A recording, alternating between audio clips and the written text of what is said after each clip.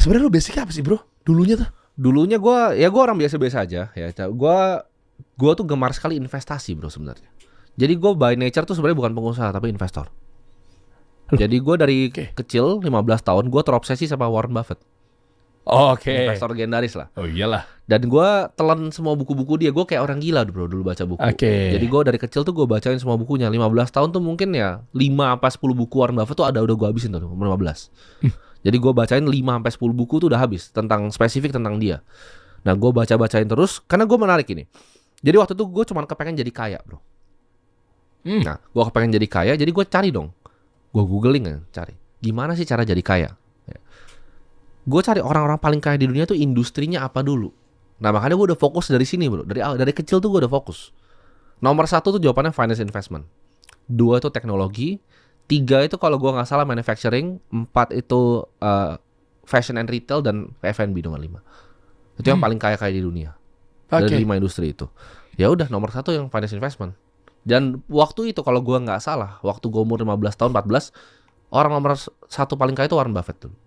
Jadi bukan Bill Gates, bukan si Amancio Ortega yang bikin sana, bukan. Buffett nomor 1. Jadi gue karena di nomor 1, oke, ini orang ngapain nih? Karena Bill Gates itu nomor 2 waktu itu. Bill Gates bikin software Microsoft kan. Tapi gue nggak ngerti coding kayak Bill Gates. Gue ngerasa, aduh ini mah software gini nggak bisa gue. Nah, jadi gue akhirnya ikutin jalannya Warren Buffett. Nah ini ada cerita tentang Warren Buffett dan Bill Gates. Bapaknya Bill Gates itu pernah tanya ke mereka berdua, satu kata yang bikin kalian sukses itu apa? Mereka nggak terlalu kenal nih tadinya. Mereka tulis satu kata yang sama. Fokus. Warren Buffett fokus di investment, Bill Gates fokus di software. Nah dari situ gue pelajarin. Kalau gue bikin software kayak Microsoft kayaknya nggak mungkin gitu kan. Tapi kalau gue invest saham kayak Coca-Cola, mungkin. Dia investor sahamnya dari dulu banget. Sekarang dia punya pendapatan dividen itu lebih dari 50 kali gaji CEO-nya Coca-Cola. Wow. Pendapatan dia. Jadi di situ menurut gue sangat menarik. Di saat gue bisa beli perusahaan dan mendapatkan hasil dari sana. Jadi sejak itu gue mulai usaha kecil-kecilan. Buat apa? Buat gue bisa berinvestasi di pasar modal. Jadi gue bisnis bukan karena gue mau gedein bisnisnya. Gue bisnis karena perlu bikin duit. Jadi gue jualan minyak rambut, gue jadi agent property, gue jadi wedding organizer. Serius loh? Ya umur 15-16 itu waktu itu. Gue ngimpor minyak rambut dari modal 2 juta tuh. Jadi minyak rambut gue impor dari Cina.